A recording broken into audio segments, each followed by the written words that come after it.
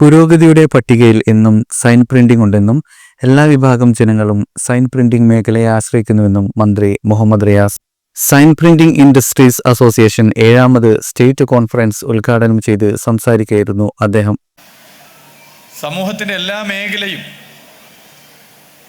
എല്ലാ വിഭാഗവും നിങ്ങളുടെ ഈ സെക്ടറിനെ ആശ്രയിക്കുന്നുണ്ട് എന്നുള്ളതൊരു യാഥാർത്ഥ്യമാണ്.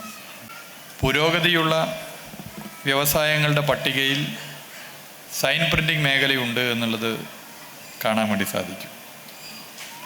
വരുമാനം എല്ലാ വർഷവും വർദ്ധിക്കുന്നുണ്ട്. ചിലരില്ല എന്നൊക്കെ പറയുമെങ്കിലും ഒരു വസ്തുതയാണ്, വരുമാനം വർദ്ധിക്കുന്നുണ്ട്.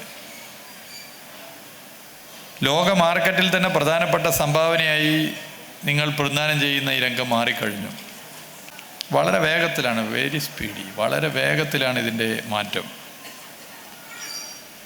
ഡിസൈൻ മാറുന്നു, കളർ ടോൺ മാറുന്നു, അങ്ങനെ എല്ലാ നിലയിലും മാറ്റങ്ങൾ വരുന്നു.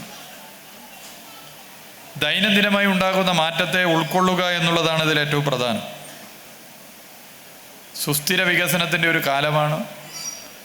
ഉപയോഗിക്കുന്ന മെറ്റീരിയൽ സുസ്ഥിര വികസനത്തിന് കൂടി ഉപയോഗപ്രദമാകുന്നത് ആണ് എന്നുള്ളത് നമുക്ക് ഉറപ്പുവരുത്താനാകണം. റീസൈക്കിൾ ചെയ്യാവുന്ന മെറ്റീരിയലാണ് സംഘടനയ്ക്ക് കീഴിൽ ഉപയോഗിക്കുന്നതെന്നും സൈൻ പ്രിന്റിംഗ് മേഖലയുടെ പ്രയാസങ്ങളും പ്രശ്നങ്ങളും കേൾക്കാനും പരിഹരിക്കാനും സർക്കാർ തയ്യാറാണെന്നും അദ്ദേഹം കൂട്ടിച്ചേർത്തു. റീസൈക്കിൾ ചെയ്യാനാകുന്ന മെറ്റീരിയൽ പൊതുവെ ഉപയോഗിക്കാൻ വേണ്ടിയിട്ടുള്ള ശ്രമമാണ് നിങ്ങളൊക്കെ നടത്തുന്നത്.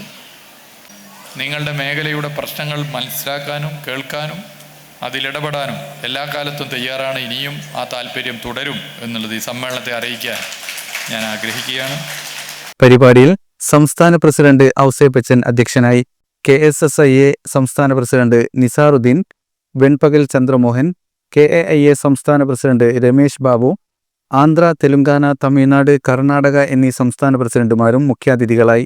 സംസ്ഥാന ജനറൽ സെക്രട്ടറി ജെയ്സൽ പുല്ലാളൂർ സ്വാഗതവും ഓർഗനൈസിംഗ് കൺവീനർ കബീർ ദാസ് നന്ദിയും പറഞ്ഞു. News desk, the I broadcasting.